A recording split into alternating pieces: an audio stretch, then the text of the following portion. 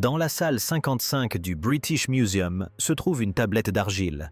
Elle mesure environ 14 cm de diamètre, assez petite pour tenir dans une main. Une face est recouverte d'un texte cunéiforme disposé en 8 segments comme un diagramme circulaire imprimé dans l'argile. Chaque segment contient des observations astronomiques des noms d'étoiles, les heures de lever et de coucher des mesures angulaires et des calculs de trajectoire. Pour un œil moderne, il ressemble davantage à un document technique qu'à un document religieux. Elle a été mise au jour dans les années 1850 par Henry Laird dans la bibliothèque d'Assurbanipal à Ninive, et elle se trouve depuis lors au British Museum.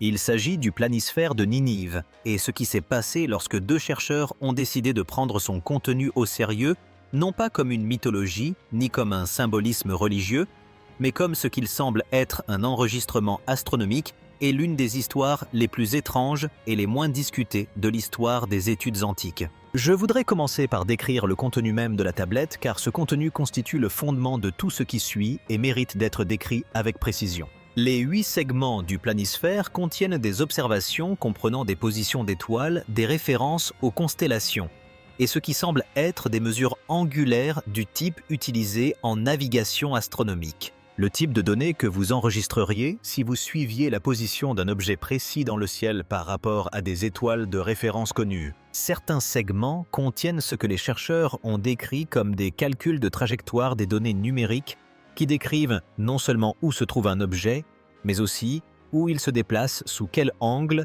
et à quelle vitesse par rapport à la position de l'observateur au sol. La tablette date d'environ 700 avant notre ère en tant qu'objet physique, période de la bibliothèque d'Assurbanipal à Ninive, d'où elle a été retrouvée, mais les données astronomiques qu'elle contient ne datent pas de 700 avant notre ère. Les positions des étoiles enregistrées sur la tablette, les configurations spécifiques d'étoiles connues par rapport auxquelles les observations sont référencées ne correspondent pas au ciel de 700 avant notre ère.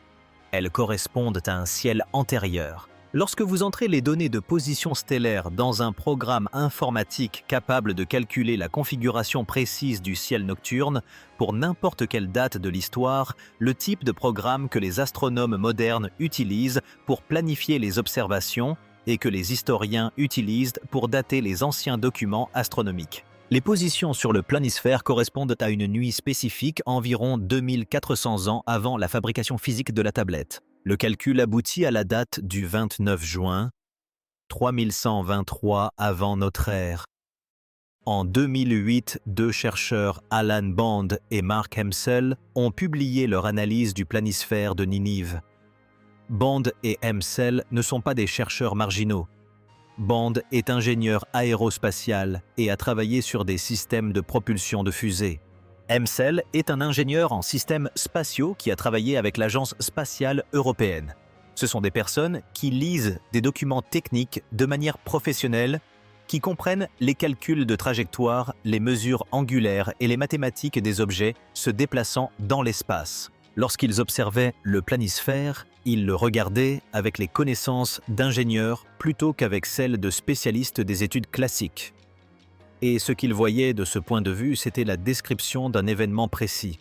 Un objet de grande taille s'est approché de la Terre depuis une direction précise selon un angle précis en suivant une trajectoire calculée que Bond et Hemsel ont pu reconstituer à partir des données numériques contenues dans les segments de la tablette. L'objet a été suivi dans le ciel, sa position par rapport aux étoiles fixes enregistrées dans 8 observations distinctes au fur et à mesure de son déplacement et sa trajectoire a pu être projetée jusqu'à un point d'impact ou de détonation atmosphérique. La trajectoire qu'ils ont reconstituée projetée vers l'avant à partir de la dernière position enregistrée croise un lieu précis à la surface de la Terre, les Alpes autrichiennes. Plus précisément, et c'est ce détail qui a justifié la publication de leur analyse dans un livre, la trajectoire croise une vallée du Tyrol autrichien appelée Coifels.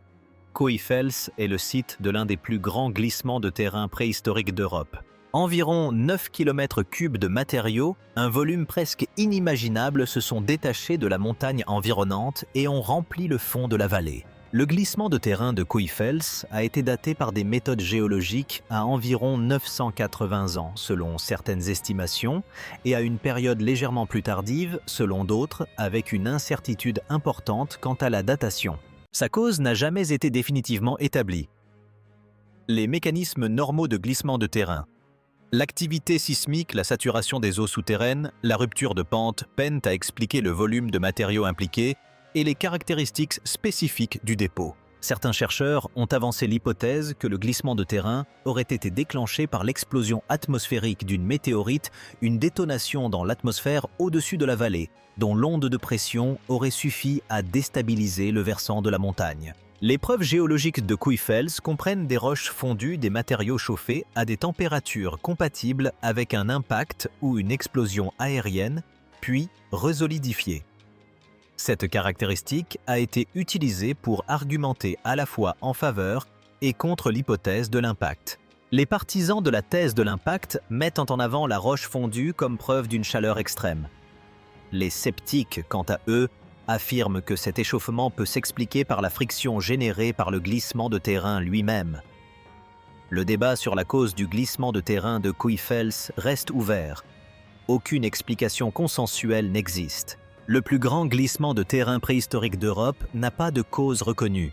Bond et Hempsel ont proposé que les calculs de trajectoire du planisphère projetés jusqu'à leur conclusion logique décrivaient l'objet qui en était la cause. Ils ont estimé sa taille à environ 1 km de diamètre, bien que cette estimation soit basée sur les données de trajectoire plutôt que sur une observation directe. Le corps est entré dans l'atmosphère selon un angle faible, suivant une trajectoire qui l'aurait conduit au-dessus de la Méditerranée et des Alpes, et aurait soit percuté la vallée de Kuyfels, soit explosé en vol directement au-dessus avec une force suffisante pour déclencher le glissement de terrain.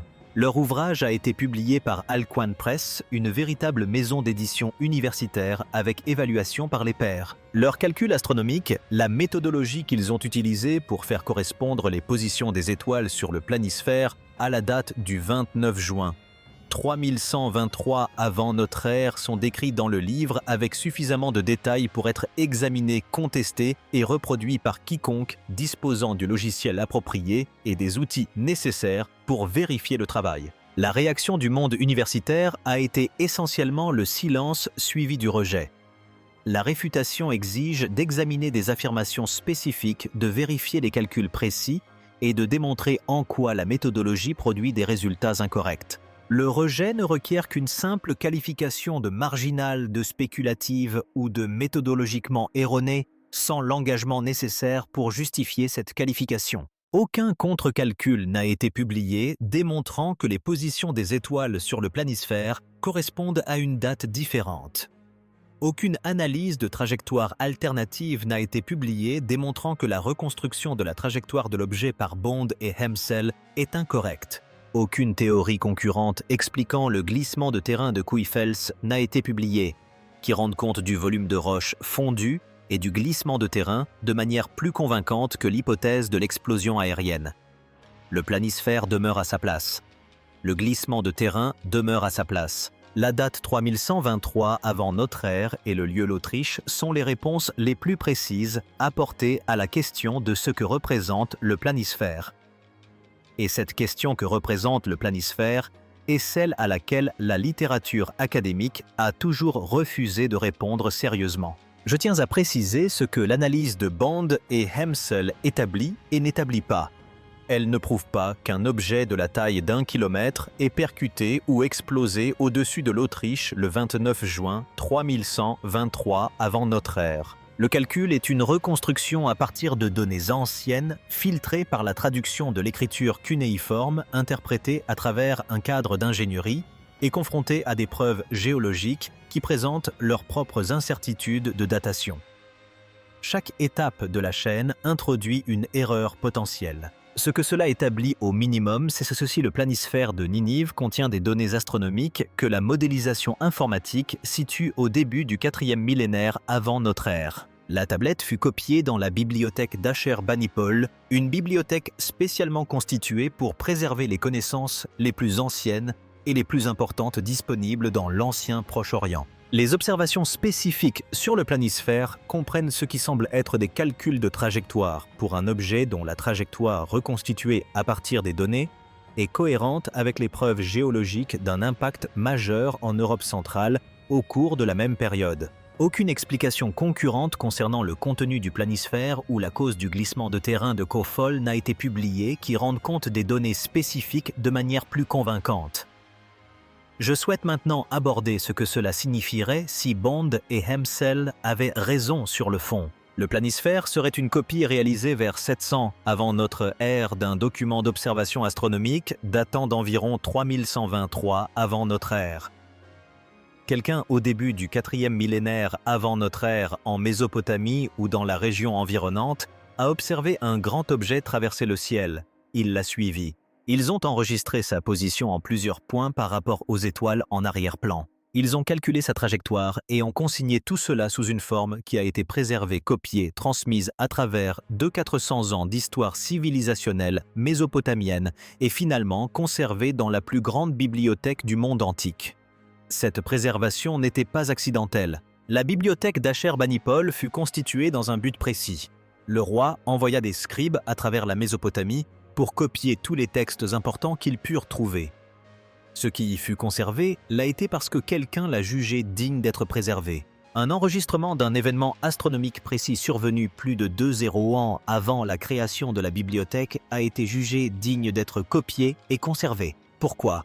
La réponse évidente est que l'événement enregistré était suffisamment significatif, catastrophique, inhabituel et important pour les personnes qui en ont été témoins pour que cet enregistrement soit considéré comme trop précieux pour être perdu. Un témoignage astronomique oculaire décrivant un objet d'une taille d'1 kilomètre entrant dans l'atmosphère, traversant la Méditerranée et explosant ou s'écrasant dans les Alpes avec une force suffisante pour déclencher l'un des plus grands glissements de terrain de la préhistoire européenne serait admissible.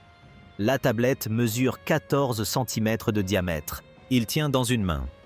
Il se trouve dans la salle 55 du British Museum depuis le 19e siècle. Il est accessible à tout chercheur, à tout visiteur, à quiconque souhaite se tenir devant lui et réfléchir à ce qu'il contient. Le calcul qui situe ces données astronomiques au 29 juin 3123 avant notre ère a été publié et n'a pas été réfuté. Le glissement de terrain qu'il pourrait décrire n'a pas de cause reconnue. Les ingénieurs aérospatiaux qui l'ont décodé n'ont pas été infirmés et le livre qu'ils ont publié à ce sujet a été largement ignoré. Voici une phrase qui n'apparaît dans aucun documentaire grand public sur le planisphère de Ninivé.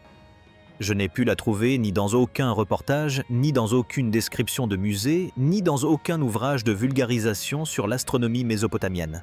Il s'agit peut-être du seul témoignage oculaire ancien ayant survécu à un impact d'astéroïde catastrophique. Déterminer ce qui est vrai, approximativement vrai ou faux, nécessite d'examiner sérieusement l'analyse de Bond et Hemsel et de confirmer ou de réfuter les calculs astronomiques qui la sous-tendent. Cet échange n'a fait l'objet d'aucune publication publique ni d'évaluation par les pairs. La tablette se trouve dans la salle 55. Le livre est disponible. Le logiciel permettant de vérifier les calculs de position des étoiles est accessible gratuitement à tout astronome qui souhaite l'utiliser. La question de ce qu'un observateur de l'ancienne Mésopotamie a vu traverser le ciel le 29 juin 3123 avant notre ère et de ce qui s'est passé une fois arrivé dans les Alpes autrichiennes reste sans réponse. Elle l'est restée depuis que Henry Laird l'a exhumée dans les années 1850. Elle l'est encore aujourd'hui.